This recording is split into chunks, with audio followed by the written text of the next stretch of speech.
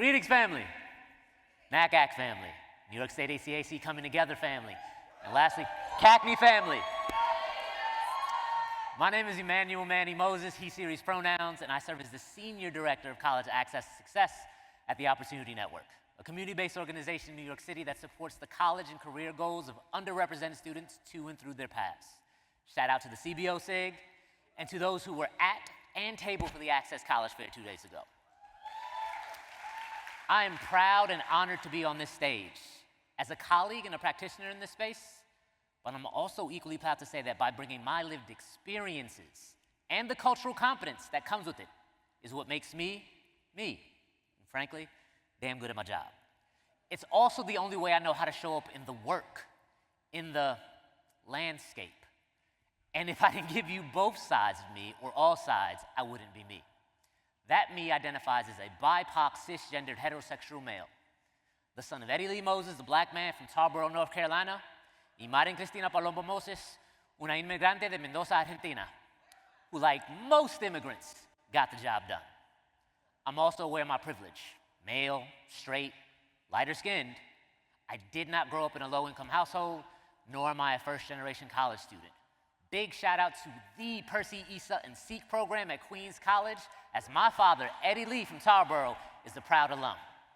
I would be remiss if I also didn't mention the privilege of having met my partner, my makes me better half, in undergrad, and that she's the huge reason I'm in this profession.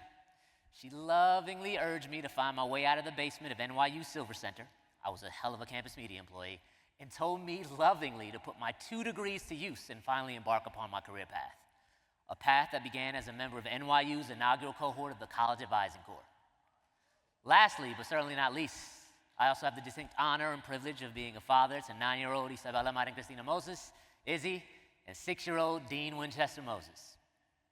I bring all of this with me and have to continue to find ways to hold space for all that I am during a time in our country, in our profession, that has been complicated. I'm gonna use that word for now. Day after day, letter after letter, executive order after executive order, it feels as if our world, our profession, our communities, even the value of higher education, not even to mention access to it, is constantly being attacked. So I come to you today as a colleague, but also as my full self to share how I manage to keep going, how I rise, how I fight.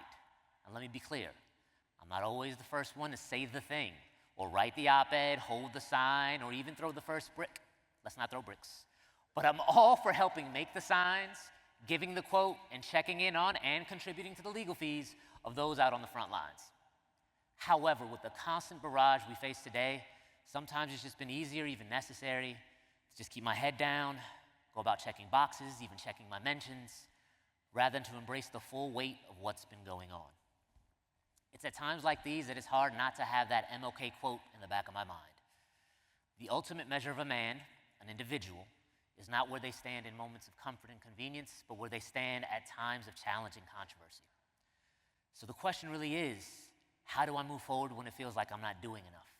I'm not showing up, or even shouting back in these times of challenge and controversy? I make it a priority to create spaces where I'm able to check in and show up for myself.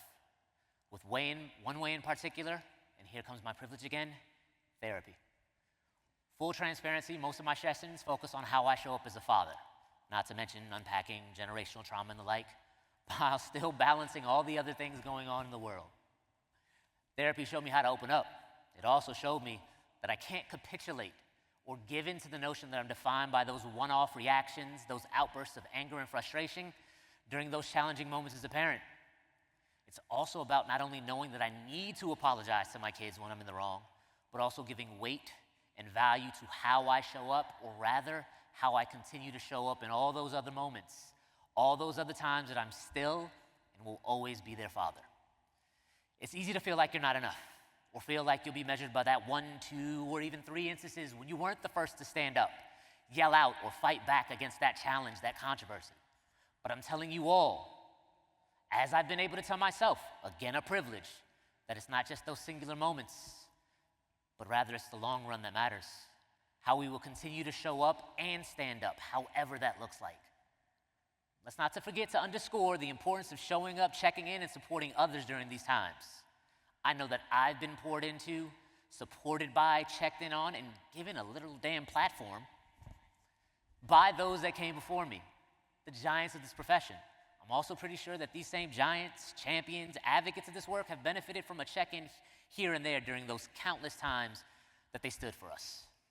So let's continue that trend of not only checking in on ourselves, we've got to, but making it a priority to check in on our strong friends.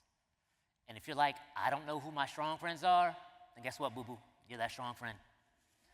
This also isn't simply a call to check in on those on the front line that have been doing it for years, for decades, but those who are just getting into this profession now. And will be the ones here tomorrow, those future giants that may not know they are giants just yet. Some of whom we've even had the privilege of students, current colleagues, and eventually future leaders. Some of y'all are there already. Remember, folks, this is for the long run. Things, unfortunately, will continue to get more complicated. But it's in preparation for what's to come that we need our community. In times of challenge and controversy, we can choose to measure the individual, but I'm leaning on the hope that the strength and power of the community and the people within it is how we'll be remembered and measured. A community where all will commit to check in with ourselves and each other as often as possible. Pour into ourselves and each other as often as possible. Because when that happens, and you're given an opportunity to not throw away your shot, Izzy does love Hamilton. When you're given a platform, you might have just the ability to show up for others, for future leaders, and for my kids in ways that you typically don't or haven't before. Maybe even say the things. Things like calling out attention to the genocides, plural, going on in the world. Reaffirming that Black Lives Matter. Reminding folks that no human is illegal. Putting an emphasis on the need for gender-affirming spaces and care while explicitly stating that gender is not binary. And lastly, but certainly not least, confidently shouting out, even though a certain Pulitzer Prize winner from Compton has made it abundantly clear that we know they like to sue or pull funding, that DEI has and always will continue to be necessary and important in this space.